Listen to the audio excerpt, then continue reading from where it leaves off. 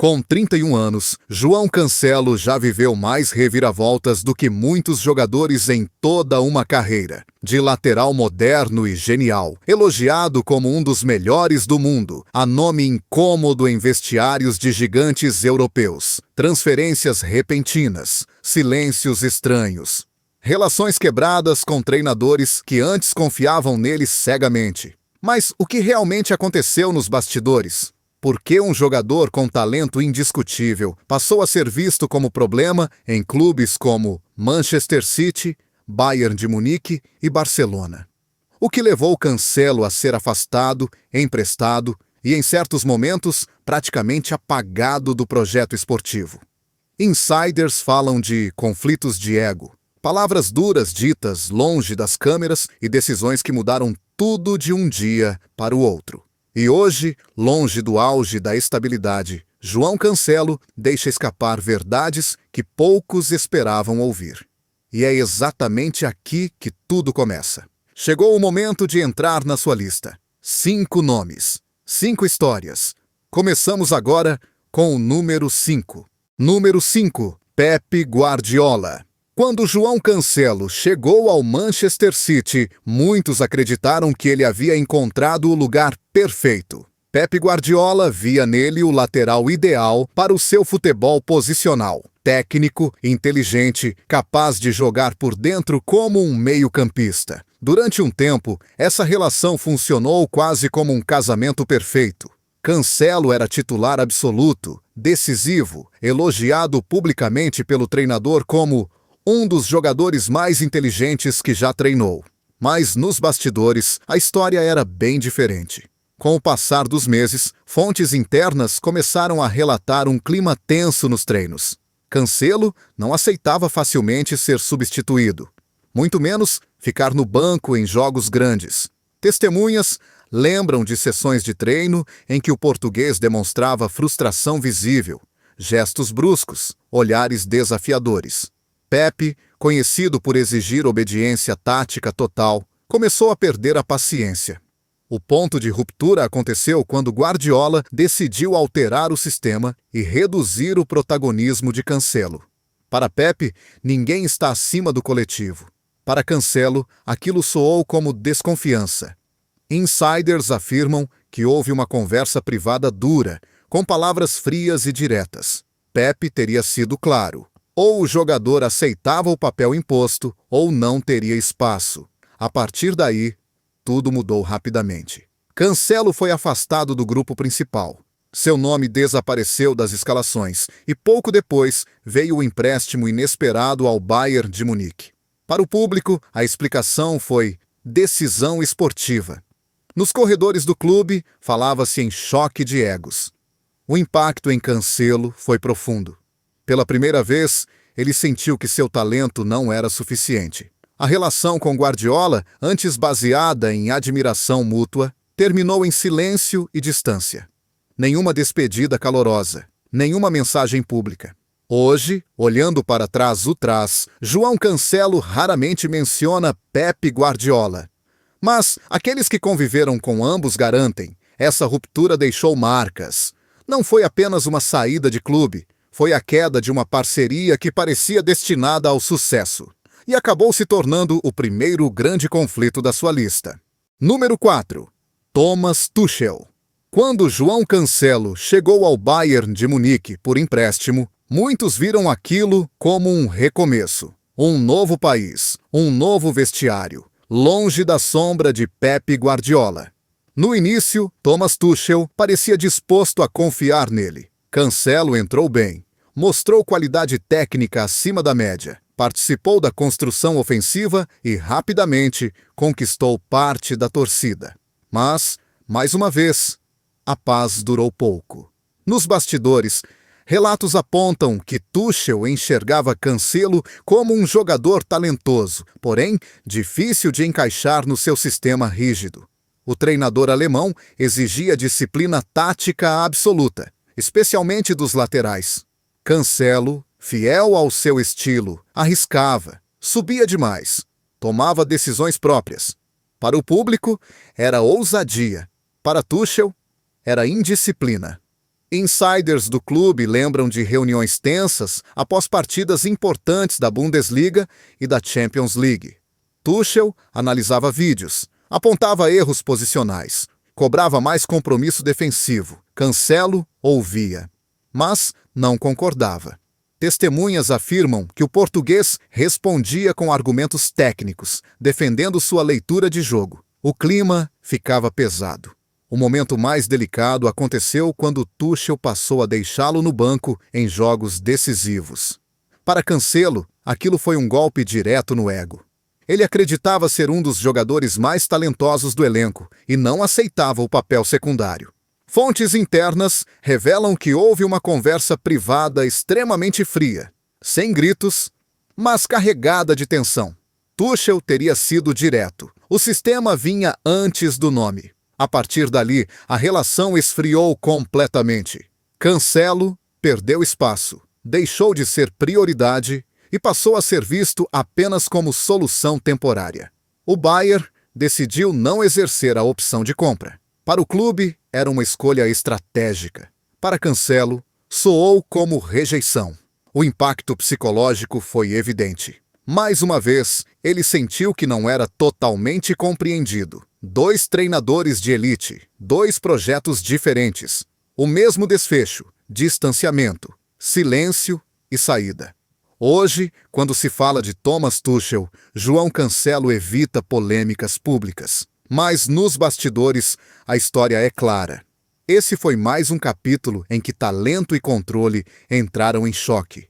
E ninguém saiu realmente vencedor. Número 3. Xavi Hernández. Quando João Cancelo chegou ao Barcelona, o discurso era de redenção. Xavi Hernández via nele não apenas um lateral, mas uma peça-chave para devolver identidade ao jogo do Barça. Técnica, posse, inteligência, tudo parecia combinar. Nos primeiros jogos, Cancelo foi elogiado publicamente. Participava das jogadas, aparecia como meio-campista improvisado, exatamente como Xavi gostava. Mas, por trás das câmeras, a relação começou a rachar. Insiders do clube relatam que Xavi exigia compromisso total com o modelo coletivo, especialmente em momentos defensivos. Cancelo, fiel ao seu instinto ofensivo, arriscava demais, subia sem cobertura, deixava espaços, confiava no talento para resolver depois. Para a torcida, era criatividade. Para o treinador, era risco desnecessário. Após partidas difíceis na Champions League, surgiram conversas duras no vestiário. Xavi analisava os erros com frieza, apontava falhas de posicionamento, cobrava sacrifício. Testemunhas lembram de um silêncio pesado enquanto Cancelo ouvia, visivelmente contrariado. Ele não se via como o problema. Sentia que estava sendo exposto por falhas que vinham de todo o sistema. O ponto de virada aconteceu quando Xavi começou a alternar Cancelo com outros laterais, reduzindo sua influência em jogos-chave. Para João, aquilo soou como falta de confiança. Fontes próximas afirmam que houve um diálogo tenso, em tom contido, mas direto. Xavi deixou claro que ninguém era intocável. Cancelo saiu da conversa, convencido de que nunca teria liberdade total naquele projeto. A partir desse momento, a relação tornou-se distante, sem conflitos públicos, sem declarações explosivas, apenas frieza profissional. O Barcelona passou a vê-lo como solução temporária, não como pilar do futuro. E Cancelo, mais uma vez, sentiu-se incompreendido. Esse episódio deixou marcas profundas. 3 treinadores, 3 sistemas, o mesmo sentimento recorrente, talento reconhecido, mas nunca totalmente aceito. Com Xavi Hernández, João Cancelo percebeu que nem mesmo a filosofia, que mais combinava com seu estilo, era suficiente para protegê-lo do choque de visões. Número 2. Fernando Santos. Para João Cancelo, vestir a camisola da seleção portuguesa sempre foi motivo de orgulho. Desde cedo, ele acreditava que seu talento ofensivo poderia levar Portugal a um novo patamar. No entanto, sob o comando de Fernando Santos, essa relação nunca foi simples. O selecionador valorizava, acima de tudo, a segurança defensiva, o equilíbrio, a disciplina tática. Cancelo oferecia exatamente o oposto: risco, improviso, liberdade.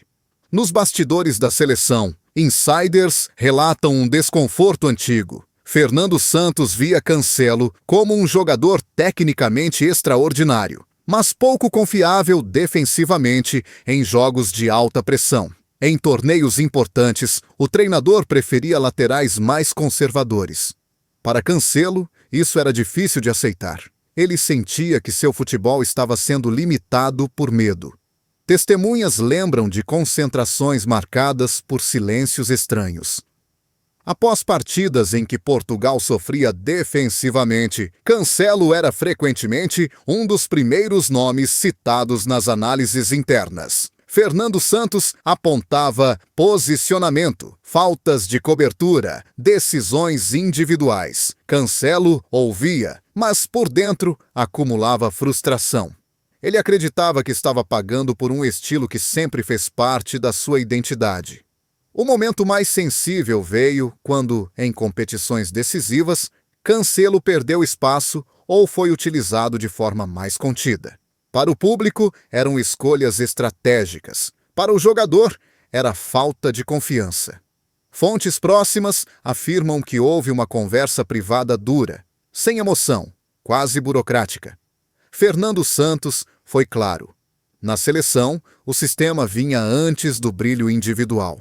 Esse episódio deixou marcas profundas. Cancelo passou a sentir que, no lugar onde mais queria brilhar, nunca seria plenamente ele mesmo. A relação com o selecionador nunca explodiu em público, mas se desgastou em silêncio. Respeito profissional, sim. Confiança mútua, não. Hoje, ao olhar para trás, essa tensão com Fernando Santos representa algo maior. O conflito eterno entre controle e liberdade. Para João Cancelo, foi talvez a ferida mais dolorosa, porque aconteceu dentro da própria casa. Número 1. Julián Álvares. À primeira vista, o nome de Julián Álvares pode parecer inesperado nesta lista. Não é treinador, não é dirigente, é um companheiro de equipa. Mas é exatamente por isso que esta história se torna a mais delicada e a mais dolorosa para João Cancelo. No Manchester City, Cancelo acreditava ter conquistado o seu espaço. Era titular, influente, sentia-se parte do núcleo duro do balneário. Tudo mudou quando Guardiola começou a adaptar o sistema para potenciar Julián Álvares. O argentino passou a ganhar minutos, confiança e protagonismo. Com isso, o equilíbrio do 11 alterou-se. Cancelo foi um dos primeiros a sentir o impacto. Insiders do clube relatam que Cancelo interpretou essa mudança como um sinal claro. O projeto já não girava em torno dele. Em treinos, a tensão começou a ser visível. Testemunhas lembram de olhares frios, poucas palavras trocadas e um distanciamento crescente. Não houve discussão aberta. Houve algo pior: silêncio competitivo. Para Cancelo, Julián representava tudo o que ele estava a perder. Confiança do treinador, centralidade no plano tático, futuro no clube. Fontes próximas afirmam que, num momento de frustração, Cancelo teria dito a colegas que o City já tinha feito a sua escolha. Uma frase simples, mas carregada de ressentimento. A situação agravou-se quando Guardiola optou claramente por um sistema que sacrificava o papel híbrido de Cancelo para beneficiar o coletivo ofensivo onde Julián brilhava. A decisão foi definitiva. Pouco depois, veio o afastamento, o empréstimo, a saída silenciosa. O impacto emocional foi profundo. Não foi apenas perder espaço, foi sentir-se substituído. Não por falta de qualidade, mas por uma mudança de prioridades. Para Cancelo, esse episódio simbolizou o fim de um ciclo e a confirmação de um medo antigo. No futebol moderno, talento não garante lealdade. É por isso que Julián Álvares ocupa o topo desta lista. Não por ódio declarado, mas por representar o momento exato em que João Cancelo percebeu que já não havia volta. É aqui que a história ganha um contorno ainda mais sombrio. Segundo insiders que acompanharam João Cancelo de perto nos últimos anos, O verdadeiro conflito nunca foi apenas com treinadores ou companheiros específicos. O problema era mais profundo e muito mais pessoal. Fontes revelam que após a saída do Manchester City, Cancelo teria confessado em privado que se sentia rotulado. Não como um mau jogador, mas como um jogador difícil. Um rótulo invisível, mas poderoso que começou a segui-lo de clube em clube. Guardiola, Tuchel, Xavi, Fernando Santos. Nomes diferentes, mas a mesma desconfiança silenciosa. O twist mais chocante surge quando um membro do círculo íntimo do jogador admite: Cancelo passou a jogar em constante estado de defesa emocional. Cada banco, cada correção tática, cada substituição era interpretada como ataque pessoal. Não havia mais espaço para erro, apenas pressão. E talvez seja esse o maior choque de todos. João Cancelo não foi afastado apenas por decisões técnicas. Ele foi consumido pela necessidade de provar, a cada jogo, que ainda era digno de confiança. Um fardo invisível, que acabou por pesar mais do que qualquer esquema tático. Hoje, João Cancelo continua a ser reconhecido como um dos laterais mais talentosos da sua geração. O dom está lá. A qualidade nunca desapareceu. Mas a sua carreira tornou-se um reflexo claro de como o futebol moderno pode ser implacável com personalidades complexas. As glórias vieram cedo, os aplausos também, mas as sombras cresceram nos bastidores, nos olhares desconfiados, nas decisões frias, nas saídas sem despedida. Cancelo viveu o auge e pagou o preço de não caber perfeitamente em nenhum molde. No presente, ele parece mais consciente, mais reservado, talvez até mais solitário dentro do jogo. Não é o fim da história, mas é um ponto de viragem, um momento de reflexão, porque a trajetória de João Cancelo mostra algo que poucos querem admitir. No futebol, o talento abre portas, mas é o equilíbrio emocional que decide quem permanece. E muitas vezes, as maiores batalhas não acontecem no relvado. Acontecem dentro da própria cabeça,